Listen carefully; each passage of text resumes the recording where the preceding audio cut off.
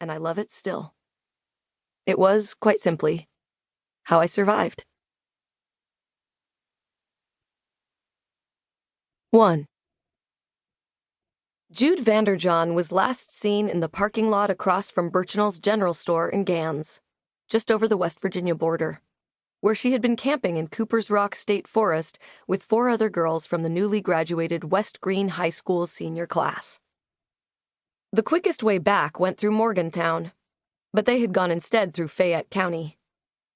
When asked why they took the long way, Kayla apparently said that they wanted a prettier drive. They weren't anxious to come back so soon.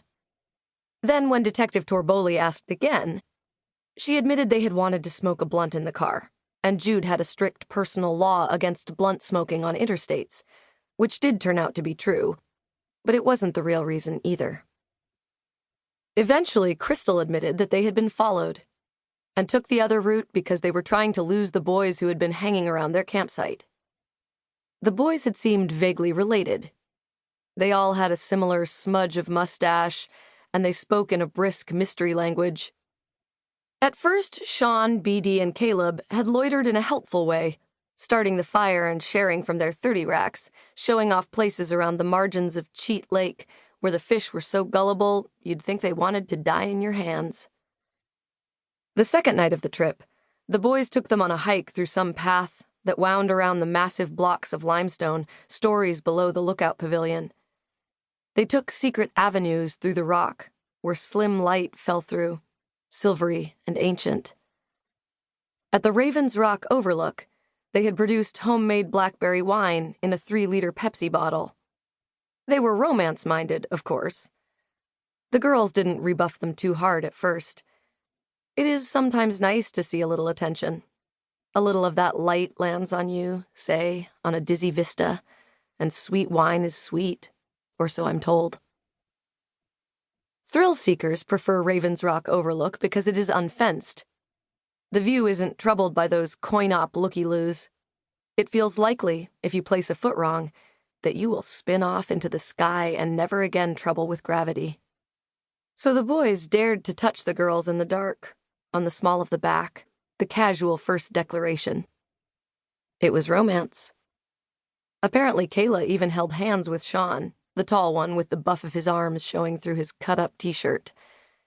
They talked about the souls of animals and the things the stars looked like, and they talked about their idiot, worried parents and how they would all be just fine. Sean walked Kayla closer to the edge.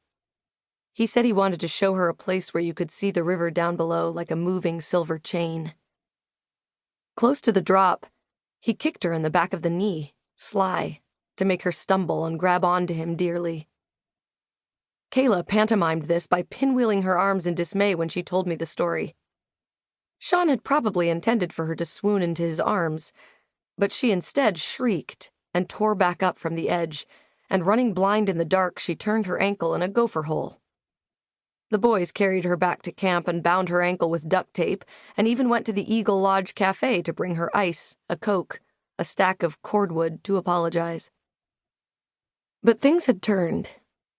Suddenly, Kayla's absent boyfriend asserted himself a bit more firmly in her memory. She started to talk about him a lot. Maybe she was trying to remind herself as much as anything. But she did allude to Lyle's WPIAL wrestling trophies and bow hunting expertise, something on the heavy side. The musk wore down to a lean little smell. But the boys kept working their angle, saying how cold a night for May, saying, man, what a lonely thing to sleep alone on a night so cold. When the girls didn't respond, they laid it down for a while and kept up the friendliness, but Jude had already heard the sour note. She said she didn't like their manners, and they could go bang their dicks together if they were so fucking cold. The smallest of the boys, BD, faint-stepped to her with his hand reared back, like he would slap her in the face, and they noticed then that he had a knife. It was nothing special, with a black plastic handle like for a kitchen, but he let it wave around meanly all the same. Jude brought out a canister of pepper spray. None of the others knew she even carried such a thing, and scorched BD right at the bridge of his nose.